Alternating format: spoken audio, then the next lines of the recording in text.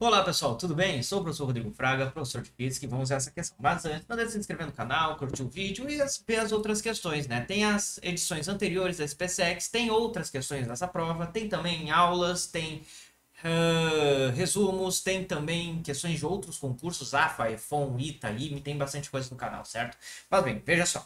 O desenho a seguir representa um sistema em equilíbrio estático composto por duas hastes finas de massas H1 e H2, essas duas hastes aqui, fios verticais e duas molas iguais, M1 e M2 com constante elástico igual a K.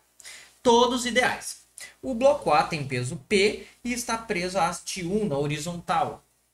A haste H2 forma um ângulo θ com a direção horizontal e em suas extremidades são presas as molas M1 e M2, distendidas e fixas ao solo. Do ponto de vista das barras em que são presos os fios e as distâncias envolvidas estão indicadas nas figuras, podemos afirmar que θ vale, ou seja, achar este ângulo aqui, né? Veja, pelas medidas que temos aqui, ó, essa barra mede 4L. E essa aqui mede 7L. Só que, bem, não vai vir ao caso aqui nessa situação, né? Pelo seguinte, primeiramente, o que nós temos que ver? Ver a força que essa corda está aplicando à barra H2. Essa força que seria uma força de tração, certo?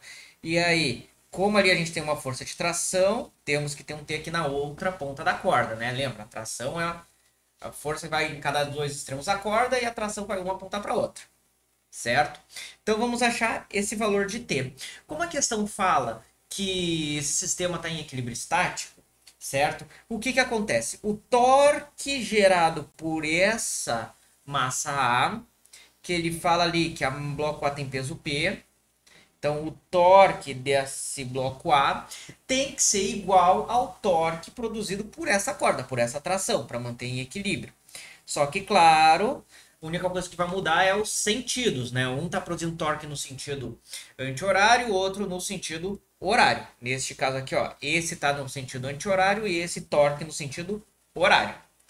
Beleza? Então, com isso, a gente já acha um valorzinho, ó. Então, o torque de A em módulo tem que ser o torque de T. Portanto, né, como o sistema está em equilíbrio, eu posso escolher a posição de equilíbrio que eu quiser. Eu vou botar exatamente aqui, ó, neste caso, que daí eu já tenho essas medidas, certo? Pois bem, né? Ah, e aí tem mais um detalhe. Por que colocar aqui? Porque nessa situação, ó, a gente também tem uma força aí agindo, né? Então, para não precisar incluir ela, vamos colocar diretamente aqui, que daí é uma força em cima do eixo de rotação, não produz torque, certo? Como está em equilíbrio, a gente pode escolher o eixo que a gente quiser. Então, vamos voltar aqui, o zoom foi. Tá? Então, veja só, dali o que a gente vai ter? Que 5 vezes T, ou melhor, 5L vezes T, 5L é essa distância e T é a força que está sendo feita pela corda, tem que ser igual a P vezes 2L, né? Como essa massa, esse bloco A faz uma força P e está em equilíbrio, então a força de tração aqui também vai estar aplicando uma força P, né? Tá tudo em equilíbrio. Ok, cancelando os L's aqui, então a gente chega aqui. T vai ser 2 quintos de P. Ótimo, temos aqui nossa primeira expressão, certo? Que é para força T.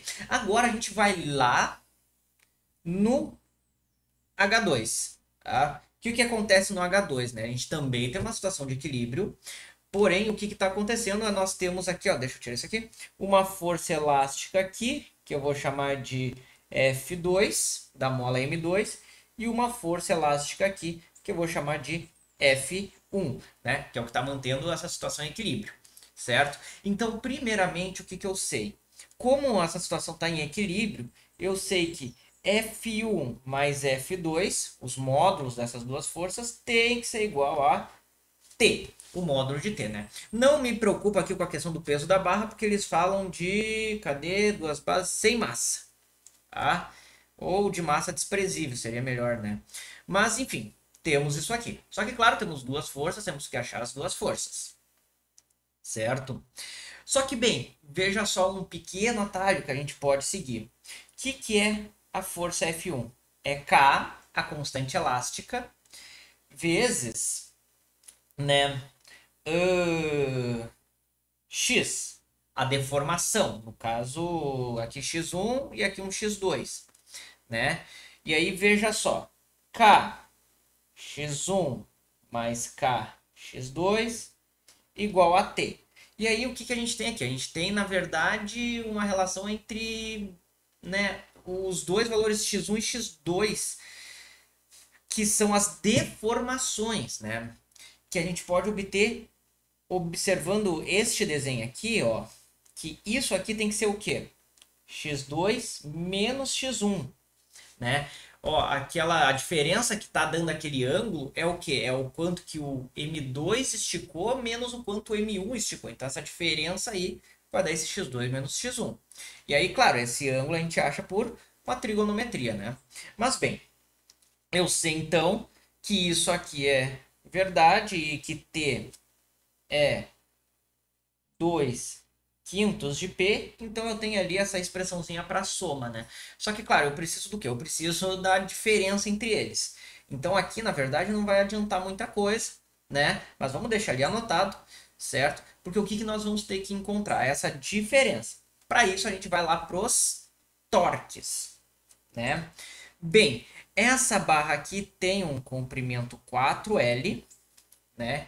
Então vamos só redesenhar ela aqui em cima. Então isso aqui não vai ajudar muito, na verdade, mas vamos deixar ali. Então temos ali uma barra de comprimento 4L. Temos a força de tração sendo aplicada aqui. E temos as forças F2 e F1 aplicados aqui. Claro, como eu quero achar a diferença e numa situação de equilíbrio eu posso escolher qualquer ponto para ser meu eixo de rotação, eu vou colocar um ponto exatamente no centro geométrico aqui dessa barra. E aí o que acontece? Essa força T tá essa distância L, tá? Porque olha aqui, eu tenho 4L, então daqui para cá é L também, tá? Só a geometria ali. E aqui são distâncias igual a 2Ls. Tá? Aquelas duas distâncias ali, certo? Daí, claro, aqui temos o nosso ângulo θ, e aí por equilíbrio, né, trabalhando com os torques, o que acontece? O torque, veja só, o torque da força T, certo? Que está no sentido anti-horário em relação ao eixo de rotação que eu escolhi, mais o torque daquela mola 1 tem que ser igual ao torque produzido pela mola 2, que é no sentido, ó, sentido horário, contrário, certo? Ou seja, veja só, T2 menos tal 1 tem que ser igual a tal T, tá? O torque desses dois aqui. Por que eu escolhi esse ponto de rotação? Pelo seguinte, ó, tal 2 vai ser o quê? Vai ser F2 vezes 2L. E aí, como eu vou usar aqui a questão do braço de alavanca, né? Vou pegar, então, o cosseno aqui desse ângulo. Então, vai ficar cosseno de θ. Menos F1 vezes 2L, cosseno de θ também, igual ao quê? Igual a T vezes L, cosseno de θ. Tá? Então, veja só. Aqui, primeiramente, consigo cancelar esses L's. Consigo cancelar os cossenos também, né? Tá? Porque eu escolheria o cosseno? Porque lembra, a gente tem uma força numa direção, o eixo está em outra. A gente pega a distância perpendicular entre a direção da força e o eixo de rotação, né? A chamada linha de ação. Por isso ali que eu peguei aqueles cossenos, embora tenha cortado eles. Certo? E aí, claro, ó, esse fator 2 que está aqui, eu posso jogar para o outro lado dividindo. O que eu vou ter? Eu vou ter ali, ó, F2 menos F1 igual a t sobre 2. Tá? Só que o que é os f's? É k vezes x, né? Ou seja, k x2 menos k x1 é igual a t sobre 2.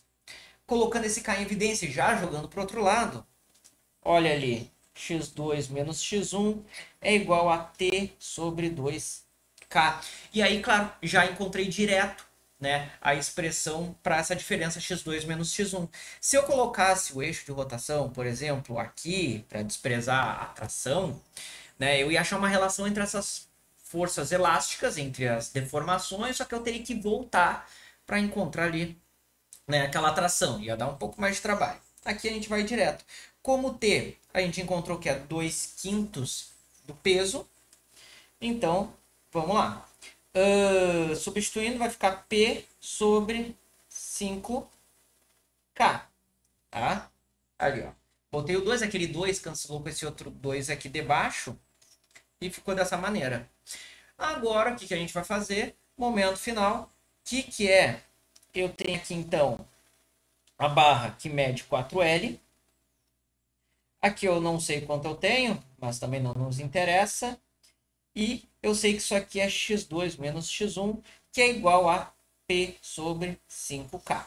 E eu tenho o ângulo aqui para descobrir. Bem, como esse ângulo aqui é o oposto, o que eu posso fazer? Eu sei que o seno desse ângulo θ é o quê? É o cateto oposto, P sobre 5K, divididos pela hipotenusa, que é o 4L. Então, eu tenho isso aqui, ó.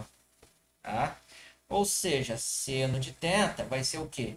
1 sobre 20, P sobre KL. Tá? Só que 1 sobre 20 é 0,05, né?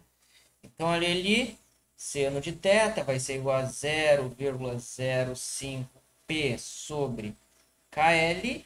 Como eu quero, né? Bem, só para deixar completinho, o θ vai ser o quê? Vai ser o ar cosseno de 0,05P sobre KL.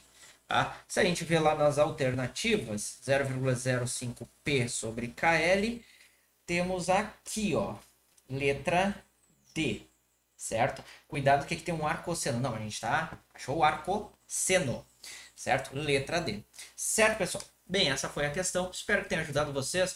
Quaisquer dúvidas ou sugestões, posta nos comentários. E bem, não deixe de assistir as outras questões, as outras aulas e deixar as dúvidas aí, caso tiver. E bem, pessoal, desejo a vocês bons estudos e até a próxima.